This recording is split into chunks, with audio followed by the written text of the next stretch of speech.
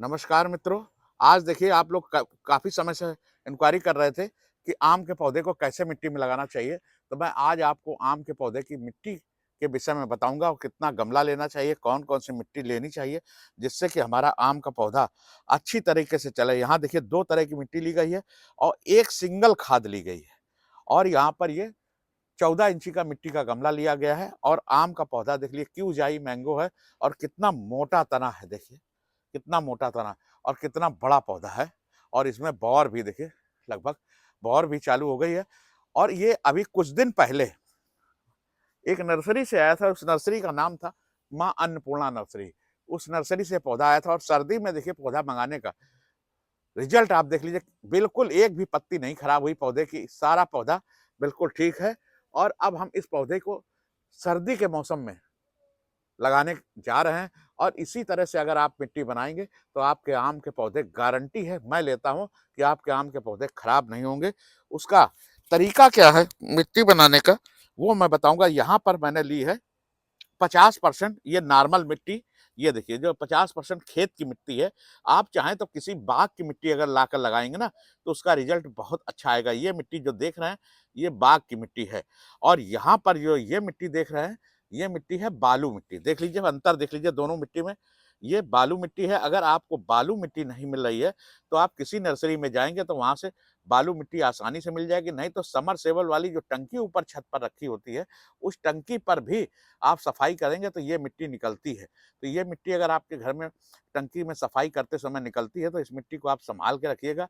ये आपके आम के पौधे को लगाने के लिए बहुत जरूरी है और बहुत अच्छी रहती है, क्योंकि आम के पौधे को अभी तो समस्या नहीं आएगी, मगर जैसे ही गर्मी बढ़ेगी तो बालू मिट्टी क्यों मिलाई जाती है, कई बार आपका सवाल आता है। तो बालू मिट्टी हम इसलिए मिलाते हैं कि बालू मिट्टी जब आम का पौधा लगाया जाता है तो गर्मियों में ये ठंडक देती है और पानी का ड्रेनेज सिस्टम भी इससे बहुत अच्छा होता है।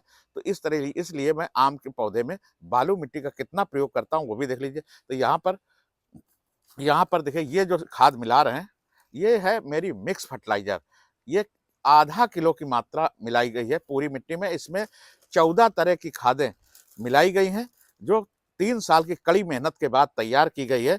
अब यहाँ पर जो है ना 50% नॉर्मल मिट्टी और 30% बालू मिट्टी ली गई है और इसके बाद में इनको मिक्स करके अभी आपको सामने दिखाया जाता है कि कैसे इसको मिक्स करना और कैसे पौधे को लगाना है और इसके बाद कौन कौन सी सावधानी। अब आप पूछते हैं कि गमला, मिट्टी का गमला आप क्यों लेते हैं, तो देखिए आपको हम बता दें मिट्टी के गमले में और प्लास्टिक के गमले में क्या अंतर होता है। मैंने आपको पहले ही बता दिया कि इसमें इतनी इतनी सामग्री ली गई। अब मिक्स फर्टिलाइजर जो है ये 14 तरह की चीजों को मिक्स करके बनाया गया। बहुत अधिक फर्टिलाइजर मिलाने से पौधा खराब होता है। ये आप सोचिए आम का पौधा, बहुत खाद की जरूरत नहीं होती, आधा किलो केवल खाद मिलाई है मिक्स फर्टिलाइजर और 14 इंची का गमला।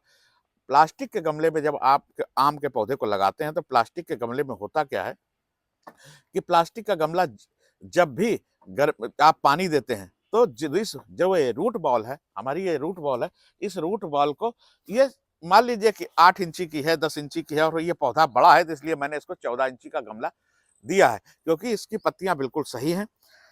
होता क्या है कि मिट्टी के गमले में पानी ड्रेनेज सिस्टम बहुत अच्छा होता है। अगर आपसे ओवर वाटरिंग हो भी जाए किसी कारण से तो होगा क्या कि मिट्टी का गमला से पानी बाहर निकल जाएगा, तो हमारी जो रूट है, जो पौधे की रूट है वो खराब नहीं होगी। पर अगर आप प्लास्टिक के गमले में लगाते हैं और ऊपर से मिट्टी आपको सूखी दिखी और आपने अगर पानी को डाल दिया तो होगा क्या कि ओवर वाटरिंग की वजह से नीचे तो मिट्टी में पानी था पर ऊपर पानी नहीं था, आपने सोचा पानी खत्म हो गया और उसमें एरेशन की भी दिक्कत होती है। बाद में आपका क्या होगा, जब ज्यादा पानी होगा तो उसकी जड़ें सूख जाएंगी। इसलिए हम मिट्टी का गमला प्रयोग करते हैं आम के पौधे के लिए। बाकी आप किसी भी पौधे में आप प्लास्टिक का गमला प्रयोग कर सकते हैं, पर आम के पौधे के लिए स्पेशल आपको मिट्टी का गमला ही लेना पड़ेगा। तो आपको मैंने आज आपको ये जान के, दूसरी चीज आप लोगों का सवाल आता है जब तक मिट्टी मिक्स हो रही कि आपका सवाल आता है कि राजीव जी इसके लिए क्या करना चाहिए, क्या हम थर्मोकोल में या बड़े गमले में, ड्रम में डायरेक्ट पौधा लगा दें क्या। तो देखिए होता क्या है, जैसे कि मैंने यहाँ पर आम के पौधे को मैं दिखा देता हूँ आपको कि आम के पौधे को यहाँ पर इस ड्रम में लगा रखा है। ये देखिए ये 50 लीटर का हाफ कटा हुआ ड्रम है, मैंने इसमें लगा रखा है। तो ये पौधा मेरा पुराना है, इसका रूट बॉल लगभग 14 इंची का था तब मैंने इसको हाफ कटे हुए ड्रम में लगा रखा है। पर यहाँ पर इस जो मैं लगा रहा हूँ आम का पौधे को, इसका रूट बॉल केवल 8 इंची है। तो 8 इंची को मैं 14 इंची के गमले में लगा रहा हूँ, क्योंकि पौधा बड़ा है। अगर यही पौधा अगर छोटा होता, क्योंकि इसकी पानी की क्षमता ज्यादा है, अगर यही पौधा छोटा होता तो मैं इसको लगभग 12 इंची गमले में लगाता। पर मैं यहाँ पे मैं 14 इंची का गमला ले रहा हूँ। यहाँ पर नीचे देखिए मैंने ठेकरी लगा ली है, सिस्टम साफ कर लिया है, छेद को बड़ा कर लिया है। अब इसके बाद हम इसको भरते हैं मिट्टी। तो मैंने आपको एक जानकारी दी कि इसकी मिट्टी जब इस तरह से बनाई जाएगी तो यह पौधा मरेगा नहीं। आपको प्लास्टिक का कारण बता दिया और बड़े गमले का भी कारण बता दिया। आपका गमला अगर आपने रूट बॉल 6 इंची की है और गमले का साइज 18 इंची दे दिया है, प्लास्टिक का गमला दे दिया, तो उतना पौधा पानी ले नहीं पाएगा। जब आप पानी देंगे उसकी रिक्वायरमेंट कम होगी पानी की और पौधा मर जाएगा। तो ये जानकारी आपको मैंने आज दी। अब देखिए इसको जल्दी से भर लेते हैं मिट्टी को और इसी गमले के अंदर रखा। आम के पौधे को एक जानकारी और दूंगा मैं।